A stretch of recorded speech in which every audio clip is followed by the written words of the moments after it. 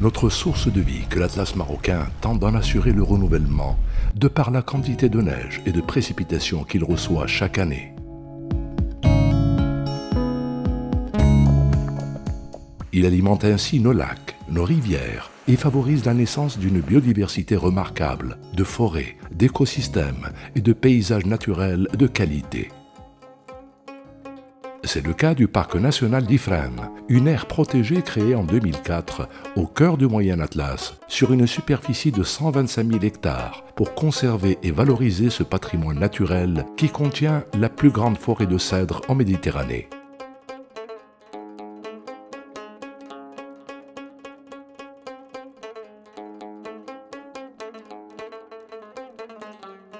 Écosystème précieux, il abrite le plus grand nombre d'espèces de faune et de flore du pays, et 3 lacs d'importance mondiale, dont le lac d'Afnourir, connu par la présence de la tadorne casarca, le canard colvert et de nombreux rapaces.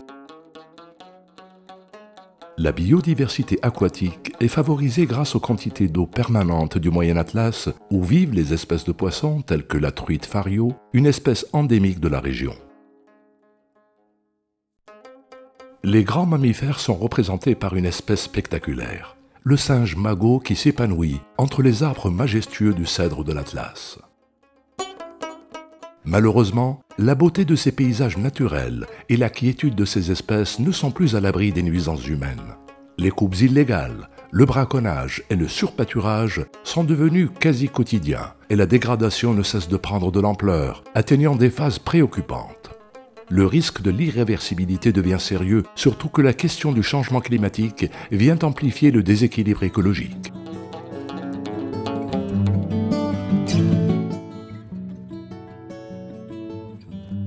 Ce sont les raisons qui ont motivé les membres de l'Association marocaine pour l'écotourisme et la protection de la nature pour agir et tirer la sonnette d'alarme. Et grâce à la subvention du Fonds de partenariat pour les écosystèmes critiques, CEPF, l'association a pu mettre en place un projet et mobiliser les principaux acteurs locaux et nationaux, dont le Haut Commissariat des eaux et forêts, le ministère de l'Éducation nationale et la Fédération des associations des pêcheurs. La cadence alarmante de dégradation des ressources piscicoles a poussé l'association à restructurer la Fédération marocaine de pêche de loisirs, qui, en si peu de temps, s'est vue octroyer un siège, une administration, un équipement adéquat et des sessions de formation accélérées sur le management associatif, la réglementation et la communication. Les résultats n'ont pas tardé à venir. Le nombre d'associations formant la fédération est passé de 11 associations en 2013 à 52 associations en 2016.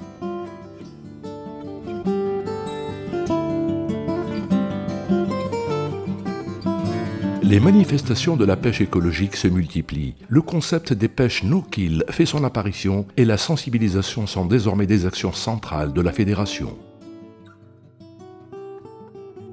Pour lutter contre le braconnage, la Fédération a engagé des gardes fédéraux, des bénévoles reconnus par l'État marocain et appuyés par le Haut Commissariat aux eaux et forêts. Le nombre de ces gardes bénévoles est passé de 15 en 2013 à 73 actuellement.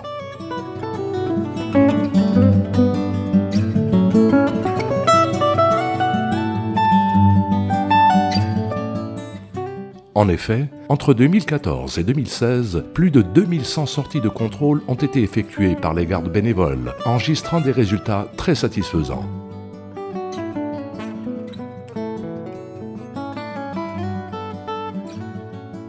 Le deuxième axe de ce projet est l'éducation à l'environnement, pour investir dans les générations futures et les préparer aux défis de l'avenir. Un programme éducatif est mis en place depuis septembre 2013, ciblant les 38 écoles rurales du parc national d'Ifrane. Plus de 5000 élèves ont déjà bénéficié de sorties pédagogiques à travers lesquelles les enfants découvrent la face cachée de la forêt et surtout prennent conscience de l'impact de l'homme sur sa pérennité.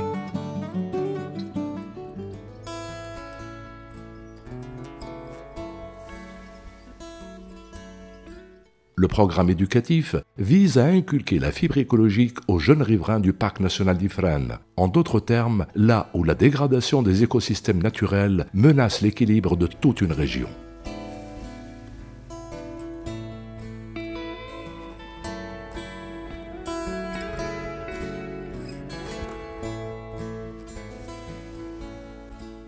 Grâce à l'appui précieux du Haut Commissariat aux eaux et forêts, l'association a réalisé l'École de l'éducation environnementale et de l'écotourisme, une structure d'accueil dont la mission est de rappeler au quotidien la nécessité de préserver l'environnement naturel et aussi d'offrir un espace de formation et de renforcement des capacités sur les métiers de la nature. Depuis leurs écoles, dont certaines se trouvent sur un rayon de 120 km, le bus de l'association ramène une classe de 26 élèves pour passer une journée de découverte de la cédraie.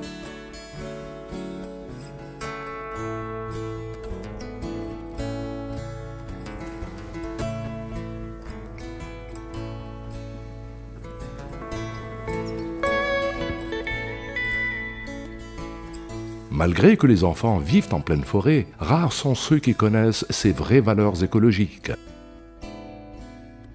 L'usage traditionnel familial laisse penser que la forêt est une ressource inépuisable. Un véritable exercice pour les animateurs pour inverser cette perception aux enfants et leur montrer que la forêt est en danger si on continue à l'exploiter aveuglément. Un message que l'association souhaite passer aux familles également.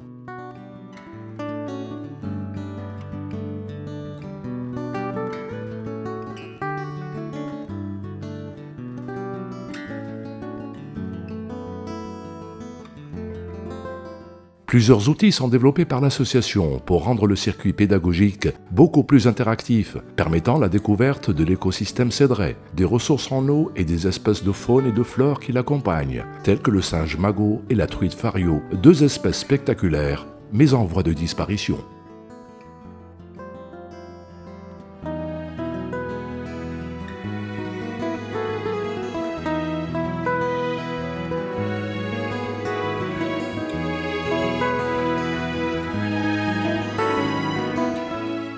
Les animateurs montrent aux enfants comment évaluer la qualité des eaux en valorisant les invertébrés qui y vivent et comment lutter contre la pollution en invitant les enfants à laisser les lieux propres, car tout dépend de la qualité de nos eaux.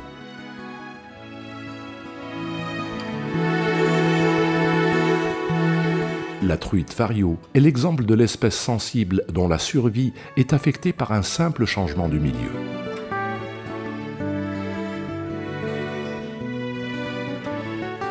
L'observation des étages forestiers amène les animateurs à expliquer pourquoi le cèdre de l'Atlas se trouve toujours en haut par rapport aux autres espèces comme le chêne vert et le chêne zen.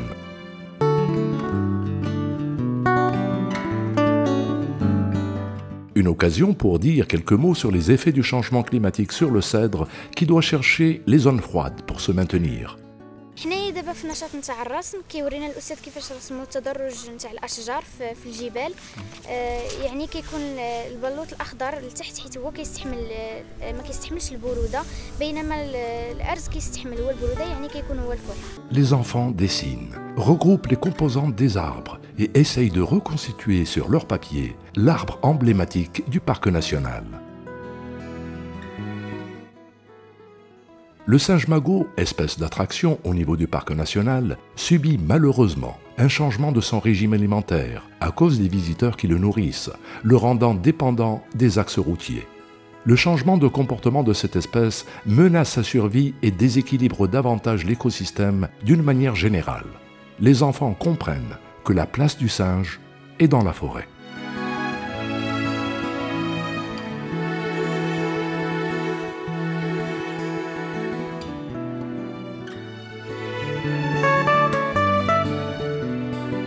À l'école de l'éducation environnementale et de l'écotourisme, chaque salle est conçue pour travailler sur une thématique.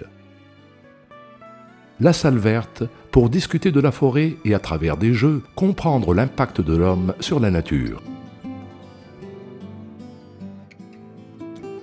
La salle bleue est dédiée à l'eau et sa biodiversité. L'utilisation des nouvelles technologies permet de retenir l'attention des enfants au maximum pour graver dans leur mémoire la rareté des ressources en eau et la nécessité de les préserver contre le braconnage et la pollution.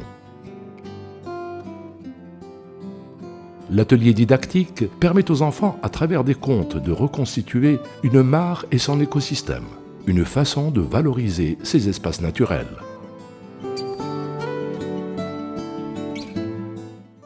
La salle d'exposition est dédiée à la diversité des poissons se trouvant dans les eaux douces du Moyen Atlas d'une manière générale et celle du parc national d'Ifrane en particulier. Les animateurs créent une interactivité avec les écoliers pour les sensibiliser sur le nombre important d'espèces qu'abrite leur région, mais d'un autre côté, sur les dangers de disparition de certaines espèces, telles que la truite fario, qui est une espèce endémique du Maroc.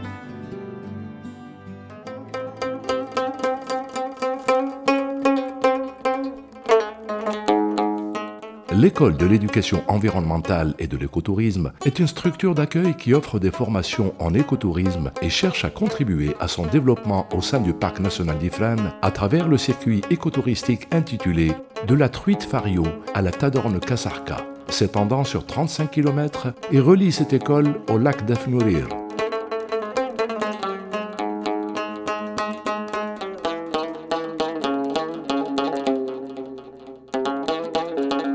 L'objectif est de contribuer au développement local en impliquant la population qui vit au sein de ces espaces naturels.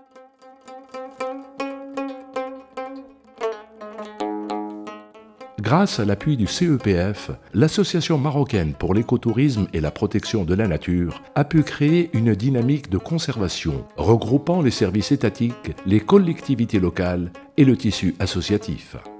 L'association s'est donnée pour mission de pérenniser et de généraliser une vision, celle de préserver et de protéger une nature unique, des ressources naturelles précieuses et un patrimoine national et universel.